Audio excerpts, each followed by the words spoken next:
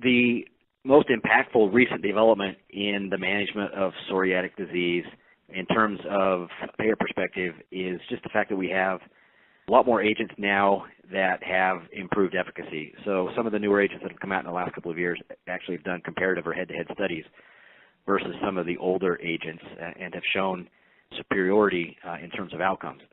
So this is great in that it gives payers more formulary options.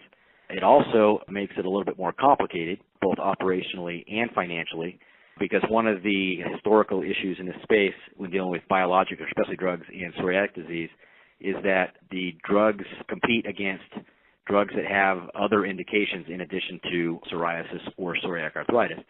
And contracts have historically been written by drug and not by disease state. So operationally, it makes it difficult for us to carve out psoriasis versus RA, or rheumatoid arthritis, or even GI like Crohn's disease and ulcerative colitis. Also, some of the newer agents, because they have limited number of indications, even though they're more efficacious, come at a higher WAC cost. So ideally, what we would like to do is continue to come at this from a value or comparative effectiveness research perspective, which is looking at comparative outcomes divided by cost. But this requires us to move away from the traditional formulary management and set up formularies for psoriasis and psoriatic arthritis or psoriatic disease versus the GI and rheumatoid arthritis, and that's the biggest barrier so far. Managed care organizations are adapting to some of the newer or recently approved biologic therapies by trying to address this contracting issue. So what we've been able to do, we still have not been able to carve out and set up formularies based on disease states, but what we're doing is now addressing this through different mixing of products. So, some of the traditional TNFs that have dominated the category, some of those are being removed from formulary and being replaced by other drugs that have different MOAs. So it's not a true formulary management perspective from a disease management, but it allows us to mix and match and get different drugs covered for different indications. We're also looking at this more from a value perspective. So I think things like ICER is going to continue to play a larger role moving forward, and at a minimum we'll be able to use ICER analyses to negotiate better drug pricing, but application of ICER and comparative effectiveness and value is how we're going to, in the future, set up our formularies so that we really are rewarding and preferring drugs that have the best mix of clinical outcomes and cost. So the nice thing is, again, we have more choice in these spaces. It's a very expensive category, though. The focus is on the biologics, and so we have to be aware of the cost. All of these drugs lumped together are the number one specialty drug spend for most organizations, ahead of oncology and multiple sclerosis, and so we have to be aware of market shares and rebates, but hopefully in the future we'll be able to address those a little bit differently.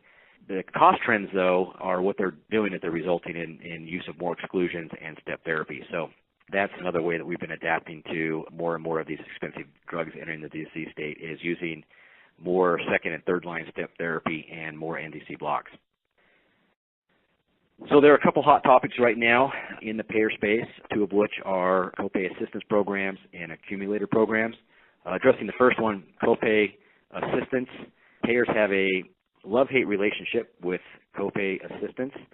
When used to help members afford preferred medications, they're generally okay, but oftentimes they're used to drive utilization of non-preferred agents as an alternative to offering a payer a rebate for preferred position. So when it goes up against benefit design, that's when payers have a problem. There's also a subtle difference between traditional drugs and specialty drugs. So, for example, with a topical for psoriatic disease, the copay assistance is usually viewed negatively because, again, they have been used to circumvent benefit design. But in the specialty space, it's a little bit different because most of the time patients hit a out-of-pocket. These drugs are prior authorized, and so when a drug has been deemed to be appropriate for a patient, then if we can use these types of programs to lower the member out-of-pocket to help them with compliance and adherence, that's generally a good thing. And the difference there is the use of prior authorization versus non-prior authorization. And since both specialty drugs have a prior authorization, they have a little bit different role in that subset. Accumulator programs are a little bit different. We're still evaluating their role. What they do is they don't allow the patient assistance from the pharmaceutical company to count in a deductible period, for example. So a payer's perspective is that the benefit's the benefit, and the member should be paying out of pocket, and we should not be using pharma programs to get somebody through a predefined, underwritten benefit. So if we don't apply the accumulators, then it really affects premiums and underwriting and the viability of our programs. So we don't want the financial awareness being removed from the benefits. So the reason we're talking about these programs, though, is going back to the issue I brought up around trends, is that we have seen a doubling in what we spent on drugs in the last 6 years. It's probably going to double again in the next 4.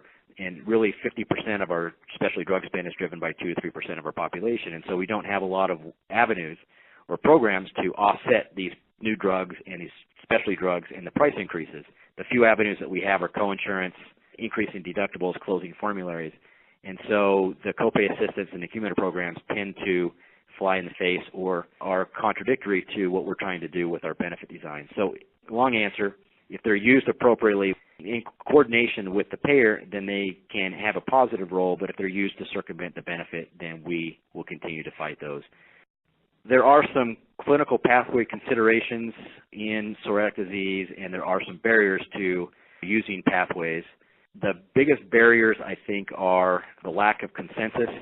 So most guidelines or pathways don't translate to a formulary. They'll say use a category of drug or do a certain thing, but they don't necessarily ever say use drug X over drug Y. They don't get down into the granular evaluation of efficacy and cost. So there really is no consensus. They don't take into consideration net cost, so rebates and market baskets, and also they're not enforceable. So a lot of these are, again, by definition, they're pathways, they're guidance. And so we, end of the day, don't have the ability to say yes or no based on a pathway or a guideline. And if you look at oncology, for example, even when we have pathways there, most pathways are set up around an 80% compliance to the pathway, for example. So there's always, based on patient characteristics, an exception process. So other things that we should consider when putting together care pathways are really who the appropriate patient is. And this includes starting rules and stopping rules. So better data showing if a drug is working and better ability to manage and to capture an outcome. And if the drug is not working, then stopping the payment or utilization of that particular drug. And then ideally a pathway would then sequence drugs, and it's beyond label.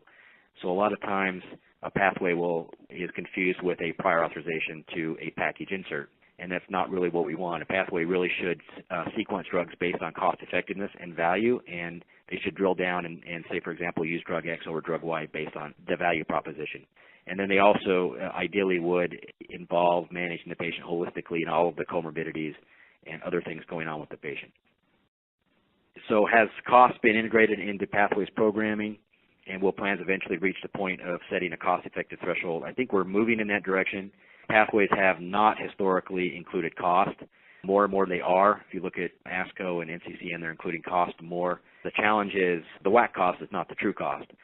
So the cost really should be net costs, which include rebates, and those are not the same for every payer, and they're not transparent. They're proprietary. So that's why there's some variation in pathways. The cost really should be included in any pathway, so it should be a combination of outcomes divided by cost. Right now, though, largely it's driven by rebates, and so that may change in the current environment, but until there's more transparency around rebates, it's going to be a challenge. But again, we should be using things like ICER and cost effectiveness, and they will play a larger role in the future. They have to because of the drugs trends and the drug costs. We're going to have to do a better job of deciding whether or not we're going to pay for medications. One of the challenges in measuring outcomes or setting up pathways or guidelines in psoriatic disease is the fact that we don't have really good clinically measurable outcomes. So if you look at the clinical trials, we have outcomes like physician assessment, clearance, PASI scores, and like other disease states like ACR in rheumatoid arthritis and EDSS in multiple sclerosis, these are measures that are done in clinical trial settings. They're not measures that are done in practice. So ideally, we need to come up with an outcome measure that a physician can easily do and that we can easily capture through claims or through a prior authorization. So that's the biggest barrier is we don't have a good measurable outcome that we can apply to a pathway. And then we would also need a good measurable outcome in order to have a realistic conversation around value-based contracting. which is something we're going to need to talk more about. But if we can't measure an outcome, we can't legitimately have a value-based contract.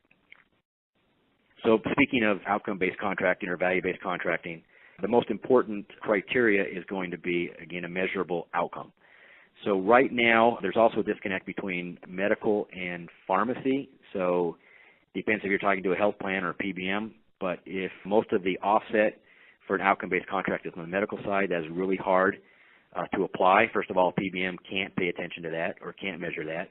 Even if you're talking to a health plan, a lot of the outcomes on the medical side are really hard to measure, and some of them are subjective.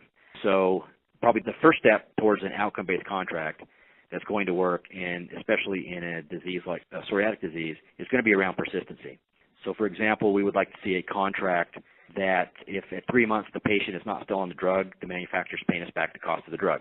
That's something that we can measure through claims, but it has to be at a high level. We don't care if the patient's not taking the drug for efficacy or lack of efficacy or a side effect or cost. It shouldn't matter. We want to pay for a drug if it works and the patient's taking it, but if it doesn't work or the patient's not taking it, then we don't feel like we should carry all of the risk. So that is a way for pharma to initially set up a value-based contract because it's measurable. It cannot be in replacement of a base rebate because base rebates have to be in play because we have certain guarantees that we've promised to our clients. So this has to be on top of a base standard rebate. This also brings in then implications of things like best price and things that CMS and other need to address before these will work. But it's really the only way we're going to take that first step towards an outcome-based contract. And end of the day, we would like to get to the place where we're looking at medical offsets and we're looking at outcomes to set up these kind of contracts. But right now, the system is too fragmented to do that. Specialty pharmacy, it plays a unique role in management of specialty diseases and patients with psoriatic disease. Their biggest role is in distribution and access to medications and also education. The challenge, though, is having these discussions about who does prior authorizations, who sets formularies, and most payers do not move those responsibilities to a specialty pharmacy. So the key in a payer working with an SP is coordination. So the outreach to the patient has to be coordinated. So an example is if a patient gets prescribed a specialty drug for psoriatic disease and they get a call from the nurse at the physician's office and they get a call around the prior authorization from the payer and then they're getting a call from the specialty pharmacy, it can be confusing and it can be very frustrating and annoying to the patient. So coordination is key. The outreach to the patient has to be from really one particular stakeholder in that. But outside of that, the specialty pharmacy can play a large role around appropriate utilization and disease state awareness. Biosimilars are going to be an interesting topic over the next decade or so. We've been talking about biosimilars for the last 10 years, and we're a little frustrated because the patent and availability of biosimilars, especially in psoriatic disease, continue to be delayed. So we're now looking at 2023 or 2024 before we have biosimilars for the most dominant specialty products in this space. So we don't know what they're going to look like. Again, this space is driven by rheumatoid arthritis. But the issues there are going to be cost. If the biosimilars are 10 to 15% lower than the reference product, we'll continue to take a rebate and prefer the branded products, and so nothing much will change. If for some reason they can come in at 40, 50, or 60% lower, then we'll probably move in that direction because the savings are going to offset and be more than what we get in rebates. And then the issue becomes interchangeability. And the FDA is not going to give these products probably interchangeability designation, so we have to be able to move market shares very quickly. Because the example there is if I prefer a biosimilar, then the rebate on the brand goes away, and if all my market share sits with the brand, I've just increased my cost. So the only way I'm going to be able to take advantage of the cost savings is to move market share very quickly. And so we have to do a very good job of educating patients and providers around the safety and efficacy and issues around interchangeability and get them to move towards the biosimilars and be more accepting of those. So there are some things that we can do to be more proactive in that space. Some things that we're working on are multiple specialty tiers. So this way we can, when we get biosimilars, we can put them in lower tiers. Because we're not going to put a biosimilar in a non-specialty tier. But if we only have one specialty tier, then they're going to be in the same tier with the same out-of-pocket as other higher-cost brands. So one thing is developing multiple specialty tiers so we can at least have a cost conversation with providers and members and show them that we can save them money if they switch to biosimilar. We'll continue to use more step therapy and more NDC blocks in an effort to narrow down coverage and keep utilization in those drugs, both branded and biosimilar, that have shown to be the most cost-effective. Then in terms of other changes within the next 5 years of managing psoriasis and psoriatic arthritis is we will continue to see more non-coverage of drugs. So we'll see a continuing closing down of the formularies. Honestly, we don't need 15 or 16 or 17 specialty drugs to treat psoriasis. So we'll continue to use more NF, non-formulary decisions, to limit the number of drugs on formulary. And then within that, we'll continue to use more step therapy. So we'll have a handful of preferred drugs, a handful of non-preferred drugs on formulary, and then a handful of drugs that are NDC blocked. This also opens up the opportunity to have more unique contracting, where we can contract for drugs that have step therapy, where the alternative is non-formulary or non-coverage. Again, we've talked about this, but another change, we'll continue to have more conversations around contracting and formulary management by disease state. So ideally, we'd like to have a rheumatoid arthritis formulary, a psoriasis formulary, a psoriatic arthritis formulary, a Crohn's formulary, an ulcerative colitis formulary, because the same drug across those is not always the most cost-effective for all of those disease states. So we want to be able to mix and match and prefer the most cost-effective drugs by indication. And then, again, pathways. So we'll see more pathways, more formalized pathways, and hopefully I think those will be based on things like comparative effectiveness research and ICER. And the goal here is to save our clients money while providing good access to the most effective medications, but also keeping these drugs as affordable as possible to our patients so we can realize the benefits that come with their utilization.